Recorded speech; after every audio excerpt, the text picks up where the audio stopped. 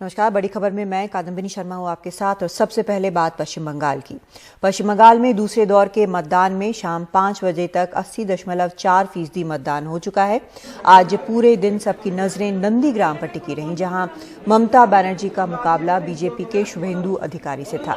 ममता बनर्जी ने आज अलग अलग बूथ पर जाकर हालात का जायजा लिया, लेकिन इसी दौरान बोयाल बूथ पर हंगामा शुरू हो गया। बूथ पर भारी भीड़ इकट्ठा हो गई, दोनों पक्ष नारेबाजी करने लगे। इस दौरान बूथ से ही ममता बनर्जी ने राज्यपाल को फोन किया और शिकायत की कि स्थानीय लोगों को वोट डालने से रोका जा रहा है। ममता बनर्जी ने गृह मंत्री अमित शाह पर निशाना साधते हुए कहा कि सुरक्षा बल सिर्फ बीजेपी का समर्थन कर रहे हैं।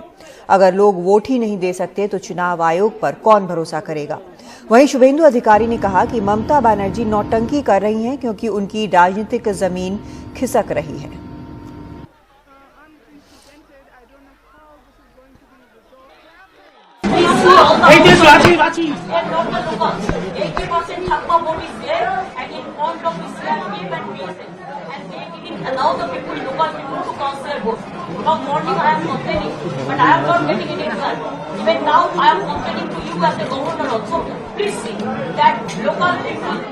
नंदीग्राम की जंग में देर तक चला हंगामा।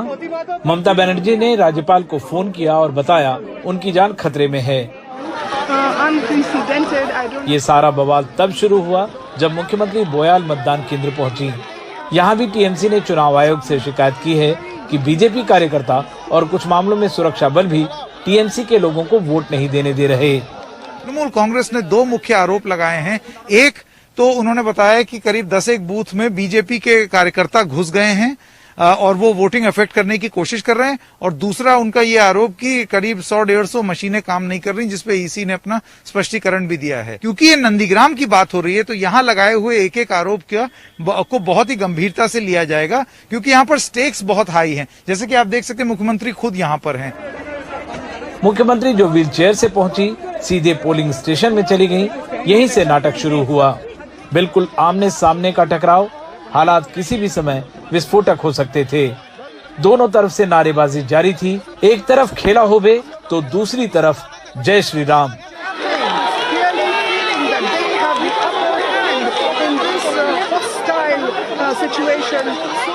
इस तनाव भरे माहौल में सुरक्षा बलों के लिए भी इम्तिहान की घड़ी थी, लेकिन अंत में हिंसा नहीं हुई।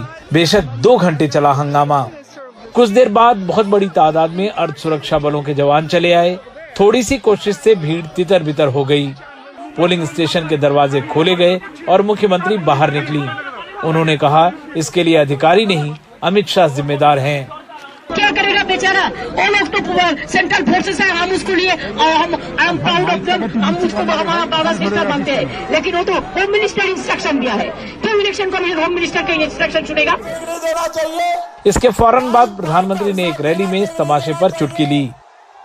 साथियों, अभी कुछ ही देर पहले नंदीग्राम में जो हुआ वो हम सब ने देखा है। ये दिखाता है दीदी अपनी हार मान चुकी है। ये दिखाता है बंगाल में बीजेपी की सरकार बनने जा रही है। बोयाल पोलिंग बूथ बस एक मिसाल है जिससे पता चलता है कि नंदीग्राम की जंग कितने तनाव वाली है। शुभेंदु अधिकारी ने भी बूथ का दौरा किया। Matter is now over. Lotus are blooming. আপনি আরেকবার আপনার ডায়লগটা বলবেন যে বারবার বলেন না। हरे कृष्ण हरे हरे बीजेपी घरे घरे। हालांकि नंदीग्राम में मतदान शांतिपूर्ण रहा, लेकिन अधिकारी कहते हैं कि नंदीग्राम में तनाव है और चुनाव के बाद की हिंसा से निपटने के लिए तैयारी रखनी चाहिए। नंदीग्राम से मोनिदीपा बनर्जी और संकेत उपाध्याय के साथ अनुराग द्वारी की रिपोर्ट, एनडीटीवी इंडिया। और आपको बता दें कि सबसे यहाँ पर हंगामे के अलावा असम का जो वहाँ पर एक जगह है बराक घाटी, वहाँ पर आज मतदान पूरा होने से ठीक पहले जमकर हिंसा हुई। बराक घाटी में बीजेपी और एआईयूडीएफ के बीच झड़प हुई, जिसके बाद हालात को काबू में करने के लिए पुलिस ने लाठीचार्ज किया और हवाई फायरिंग भी की।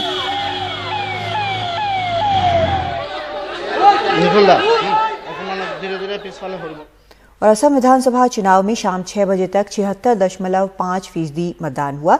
दूसरे चरण में हर किसी की निगाहें बराक वैली पर पड़ने वाली 15 सीटों पर रही। पिछली बार बीजेपी ने यहां की 15 में से 8 सीटों पर जीत हासिल की थी। रात की भारी बारिश के बावजूद सिलचर में सुबह वोट देने के लिए अच्छी खासी तादाद में लोग आए, लेकिन मतदान पर ध्रुवीकरण का साया दिखा। बराक घाटी की जिन 15 सीटों पर वोट हो रहे हैं, उनमें पिछली बार बीजेपी ने 8 सीटें जीती थीं। अब उसका मुकाबला कांग्रेस और अजमल के महाजोट से है, जिसकी वजह से करीब 48% मुस्लिम वोट एकजुट हैं। लेकिन कांग्रेस और अजमल के साथ आने पर बीजेपी के पक्ष में भी जवाबी हवा बन रही है। ये तारापुर जैसे कांग्रेस के मजबूत दुर्ग में भी दिखा, जो महिला कांग्रेस प्रमुख सुष्मिता देव का घर है। वो तो मौजूद है, कांग्रेस का जो मौजूद है वो आगे जाना है हमको। वैसे बराक घाटी के युवा इसके आगे दूसरे मुद्दों की ओर भी देख रहे हैं। हम लोग का जो मुद्दा है कोई भी पॉलिटिकल पार्टी ला नहीं सका है। इस बार देखता है क्या करता है, सब तो कमिटमेंट करता है लेकिन असल मुद्दा पे काम नहीं करता है। बीजेपी को अगर महाजोट को टक्कर देनी है तो उसे बराक घाटी में 2016 में जीती अपनी 8 सीटों पर कब्जा बनाए रखना होगा। हाँ, ये बात सही है, हिंदू मुसलमान का बात आता है। आज का दिन में इन लोग कोशिश में है कि अजमल को इन लोग मुख्यमंत्री बनाएगा। वे अजमल के बारे में बात कर ध्रुवीकरण की कोशिश कर रहे हैं, लेकिन सच ये है कि अजमल की पार्टी 14 सीटों पर ही चुनाव लड़ रही है, तो वो मुख्यमंत्री कैसे बन सकते हैं। असम के दूसरे क्षेत्र में जहां पे आज चुनाव हुआ है, जानकारों का ये मत है कि उन इलाकों में बीजेपी का दबदबा बरकरार रहने की उम्मीद है और इसीलिए महाजोट ये उम्मीद लगाएगी कि ध्रुवीकरण जो होने वाला है वो बराक वैली में सबसे ज़्यादा हो, ताकि उनको फ़ायदा मिले। और इसी उम्मीद में बीजेपी भी रहेगी, क्योंकि बराक वैली में अच्छा प्रदर्शन करना बीजेपी के लिए बहुत ज़रूरी है। सिलचर से कैमरा पर्सन संजय चक्रवर्ती के साथ रत्नदीप चौधरी, एनडीटीवी इंडिया। और अब कोरोना से जुड़ी खबरें। मुंबई में बढ़ते कोरोना के मामलों के चलते महाराष्ट्र सरकार अब और कड़े कदम उठाने जा रही है। मुंबई की मेयर किशोरी पेडनेकर ने कहा है कि जो नया एसओपी बनाया जा रहा है उसके मुताबिक मुंबई में शॉपिंग मॉल और मंदिर बंद किए जा सकते हैं। शादी में 50 लोगों को ही शामिल होने की इजाजत दी जाएगी। दुकानें एक दिन छोड़कर खोलने का आदेश जारी हो सकता है। दुकानों पर भीड़ न हो, इसकी जिम्मेदारी दुकान मालिक पर रहेगी। ज्यादा से ज्यादा कर्मचारी घर से ही काम करें। मॉल, मंदिर ये सब बंद हो जाएगा शायद, जो जैसे कहा जा रहा है। शादी या अंत यात्रा निकलते उसमें 20, शादी में 50, उसके ऊपर लोग नहीं होना चाहिए। अल्टरनेट डे दुकानें खुली जाएगी, भीड़ भी नहीं होनी चाहिए, वो जिम्मेदारी दुकानदार की रहेगी। बाकी रेलवे या कर्मचारी वो भी एसेंशियल सर्विस वाले ही आएंगे बाहर। उधर महाराष्ट्र के नासिक में बेड न मिलने के चलते धरना देने वाले एक कोरोना मरीज की मौत हो गई है। 38 साल के कोरोना मरीज ने कल ऑक्सीजन मास्क में नासिक महानगर पालिका के सामने धरना दिया था। 1 घंटे के धरने के बाद उन्हें एम्बुलेंस के जरिए म्यूनिसिपल अस्पताल ले जाया गया, लेकिन रात 12 बजे के करीब उनका ऑक्सीजन लेवल 40% के करीब चला गया, जिसके बाद उनकी मौत हो गई। अब पुलिस और नगर निगम इस बात की जांच कर रहे हैं कि मरीज को धरना देने के लिए किसने उकसाया।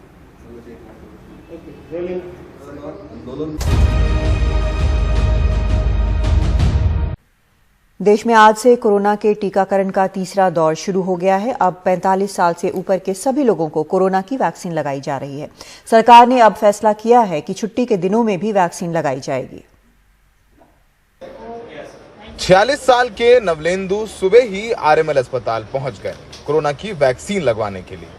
नवलेंदु बड़ी बेसब्री से 1 अप्रैल का इंतजार कर रहे थे ताकि वो भी वैक्सीन लगवा सके। मैंने कल लेट इवनिंग में रजिस्टर्ड किया, जो रजिस्ट्रेशन प्रोसेस कंप्लीट किया, और मैं इमीडिएट सर्च करने लगा कि मुझे कौन से हॉस्पिटल में इमीडिएट वैक्सीनेशन मिलेगा, और मुझे आरएमएल में ऑप्शन मिला।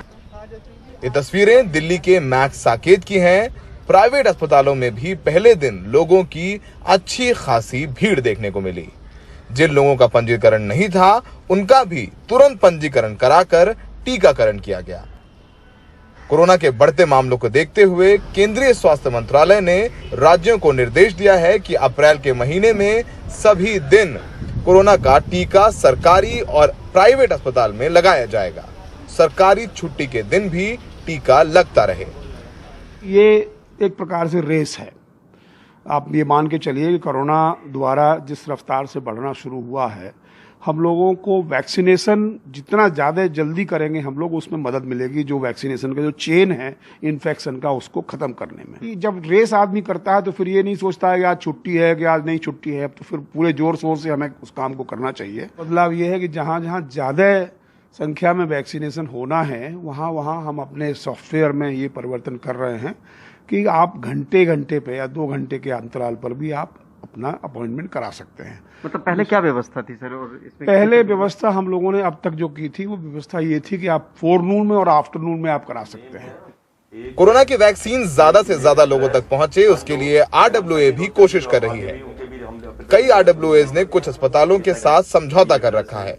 वो रोज इन अस्पतालों को रजिस्ट्रेशन कराकर वैक्सीन लेने वालों की लिस्ट भेजते हैं और ये पूरी प्रक्रिया ऑनलाइन की जाती है। हम लोगों का पूरा एक प्रॉपरली एक लिस्ट बना के उनका रजिस्ट्रेशन करा के देन वी गो, उनको हम हॉस्पिटल वालों को अपनी लिस्ट भेजते हैं। नेक्स्ट डे फिर वो लोग जाते हैं, 20-20 आदमी की हमने लिस्ट बना के दी हुई है, तो वहाँ पे उनको वैक्सीनेट वो लोग करते हैं। सबको उत्साह है तो सब लोग अपने आप ही हमें कॉल करके बताते हैं कि प्लीज़ RWA हमारी मदद करिए, तो उनकी मदद हम लोग करते हैं। सरकारी आंकड़ों के मुताबिक अब तक कोरोना से जिन लोगों की मौत हुई है उनमें सबसे ज्यादा संख्या 45 साल के ऊपर के मरीजों की है। ऐसे में जरूरी हो जाता है कि इस आयु वर्ग के लोगों का जल्द टीकाकरण हो। सरकार ने लक्ष्य रखा है कि जुलाई तक देश भर में 30 करोड़ लोगों को वैक्सीनेट करना है और जिस तरीके से तीसरे चरण के पहले दिन उत्साह नजर आ रहा है वैक्सीनेशन के लिए, ऐसा लगता है कि सरकार ये लक्ष्य प्राप्त करेगी और अगर ये लक्ष्य प्राप्त हुआ तो कोरोना के खिलाफ लड़ाई भारत जल्द जीत सकता है। सहयोगी एन रवि के साथ नई दिल्ली से सौरभ शुक्ला, NDTV इंडिया।